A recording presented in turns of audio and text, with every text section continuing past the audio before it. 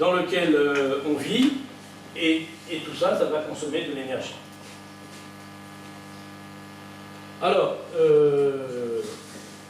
je vais vous mettre un peu, voilà, on va pas faire l'animation, c'est pas la peine. Je vous mets ça comme ça c'est le monde dans lequel on vit.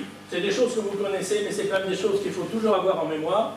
Vous voyez que le monde dans lequel nous sommes, le monde de l'OCDE, auquel on peut ajouter l'ex-bloc soviétique, qui représente en fait le 5e de la population mondiale, consomme 80% et 4/5 de toute l'énergie de la consommation de la planète.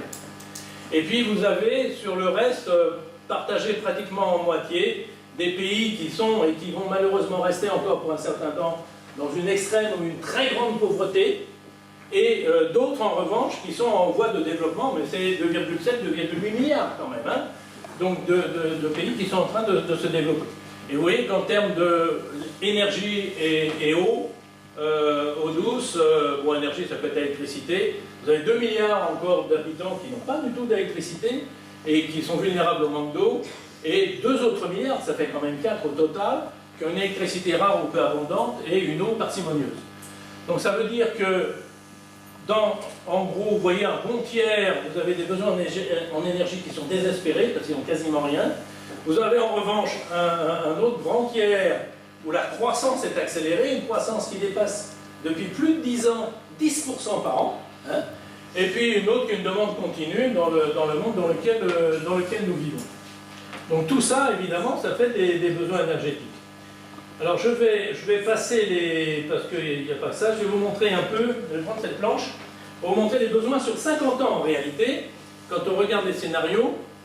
Le scénario que j'avais mis en haut, qui est une hypothèse, je l'ai mis en vert parce que c'est l'hypothèse des Verts français, qui était de dire il n'y a pas de problème d'énergie sur la planète, il suffit que ceux qui en consomment beaucoup fassent des économies pour donner à ceux qui n'en ont pas, et puis voilà, tout va bien. Alors en dehors du fait que c'est, à mon avis, que si on demande déjà à un Américain de passer de 8 à 3 têtes par an, vous savez déjà le geste qu'il va vous faire, on s'aperçoit en réalité que ce n'est pas du tout réaliste, tout simplement parce que malheureusement, il y a beaucoup plus de pauvres que de riches, hein, qui consomment que des qui ne consomment pas. Et vous voyez qu'on passerait comme ça de 10 à 46. L'hypothèse 2, c'est la plus réaliste, c'est-à-dire, c'est celle dans laquelle on vit déjà depuis 15 ans. C'est même pas tout à fait vrai, parce que les calculs que j'ai faits, j'ai pris une croissance de 8% pendant 25 ans sur les pays en fort voie de développement. Or, ils ont fait plus de 10% pendant longtemps. J'ai pris 8, donc en dessous.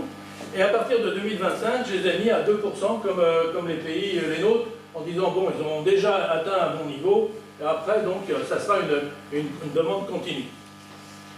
Et l'hypothèse 3, vous voyez, c'est en fait, c'est le scénario du XXe siècle, c'est-à-dire que on continue comme avant, une petite progression. Et vous voyez que malgré tout, évidemment, ça fait des valeurs énormes. Le delta qui avait été de 9 en 100 ans, il va être compris entre 20 et 50 d'ici 2050. Ce qui fait que si vous reportez, et j'ai bientôt fini avec cette partie-là, ça sur une espèce d'étiquette, vous voyez, avec la demande énergétique selon les 3 scénarios, entre la plus minimaliste et la plus réaliste. Ce qu'il vous reste à faire à partir de là, c'est de faire diminuer ça, c'est-à-dire qu'il faut trouver l'énergie. Hein.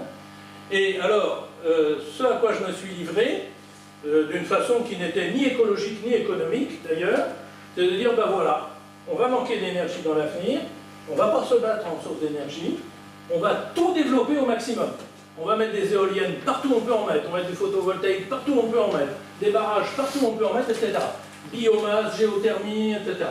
Donc voilà, on en met partout sur la planète. Qu'est-ce que ça donne? Alors ça, je vous dis, c'est une conférence, je pourrais vous détailler ça, énergie par énergie.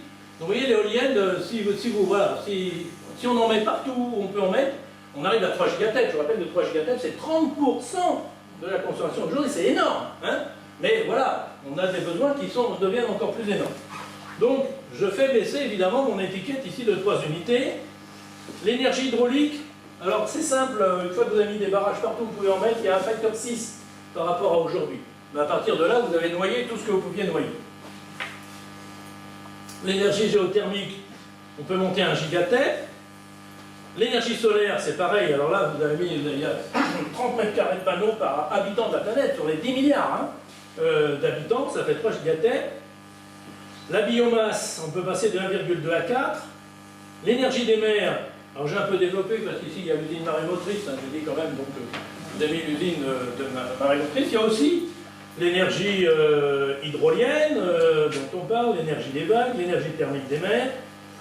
On peut supposer que ça fasse 1 gigatête par an en 2050, donc on va disparaître. Il reste évidemment tout le thermique. Hein, alors, on nous dit souvent, on va manquer de pétrole, on va manquer de gaz, etc. Alors il faut mettre un bémol à ça. Effectivement, ce qui va disparaître, c'est le pétrole et le gaz économique, tel qu'on l'exploite aujourd'hui. Oui, ça, le pétrole économique, il n'y en a plus que pour 40 ans, le gaz économique, il n'y en a plus que pour 65 ans, ça c'est clair. Mais on parle de plus en plus des gaz de schiste, etc. Là, il y a des réserves qui sont équivalentes aux réserves de charbon. Donc, il y a des ressources. Hein. Bon, alors après, c'est polluant, évidemment, c'est tout ce que vous voulez, mais elles existent. Donc, en revanche, c'est l'économie, évidemment. L'énergie va coûter de plus en plus cher. Ça aussi, il faut s'y attendre, hein. C'est clair. Et c'est vrai qu'on ne peut pas se passer, vous voyez, ce qu'on appelle les centrales thermiques, parce qu'une ville d'1 million d'habitants, elle utilise 1 milliard de watts. Bon, ça ne fait jamais, d'ailleurs, qu'un kilowatt par habitant. Et ça, il n'y a que le thermique qui peut vous donner ça sur une surface relativement réduite. Vous ne pouvez pas faire ça avec des éoliennes ou des barrages ou autres, ça serait des surfaces monstrueuses par rapport à la ville. Et l'exemple que je donnais toujours dans mes conférences, qui était un exemple qui est vraiment d'aujourd'hui, je disais, vous voyez, il y a dans le monde, il y a 450 villes de plus d'1 million d'habitants qui regroupent 1,5 milliard d'habitants. Et la ville la plus importante, la plus peuplée au monde, c'est Tokyo. 33 millions d'habitants. Maintenant, c'est ça parce que ça baigne dans l'actualité. C'est quand même la moitié de la population française qui se trouve sur le seul endroit de la planète où surtout il ne fallait pas mettre une ville en termes de sismicité. Il n'y a qu'un endroit sur la planète où il ne fallait surtout pas habiter, c'est là. Hein. Et c'est là que vous avez la population la plus abondante. Et, alors vous voyez, bon, le thermique, voilà, thermique classique ou thermique nucléaire, je vais revenir là-dessus dans la deuxième partie dans un instant.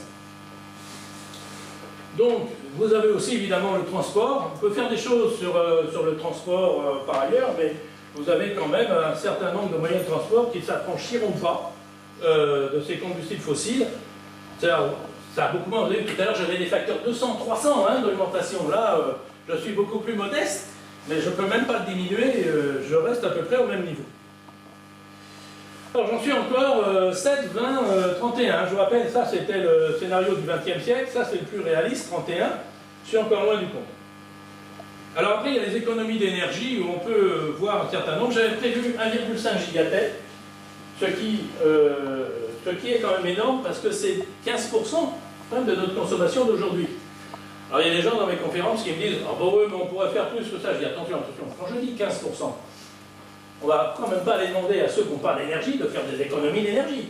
Donc ça veut dire que nous, qui sommes dans les 20% qui dépensent 80%, il faut qu'on fasse au moins 40% pour arriver à 15%. Alors là, tout de suite, ça freinait un peu les enthousiasmes. Bon, 1,5, est-ce que c'est raisonnable? Alors, il y a des choses qu'on peut faire. Il y a des choses qui vont disparaître quand l'énergie va augmenter. Vous voyez, ce cochon, il est né au Canada, il a été élevé en Australie, il a été abattu en Belgique. Il a fait 36 000 km. Il faut arrêter. Hein, faut arrêter. Bon. Et il n'est même pas vendu très cher, hein, 6,54 € le kilo. Hein. Bon, là, est-ce qu'on a vraiment besoin d'avoir ces espèces de voyages comme ça? Donc c'est ce genre de choses qui vont disparaître. Ça aussi, quand vous achetez aujourd'hui un petit caméscope ou autre, vous avez un carton énorme, tout ça parce que vous avez 3 gros bouquins dedans, qui sont en 60 langues au moins. Hein. Vous n'avez besoin que de 15 pages de l'un, hein, tout le reste est dans le livre. Bon, vous pouvez arrêter aussi ça. Hein. Bon.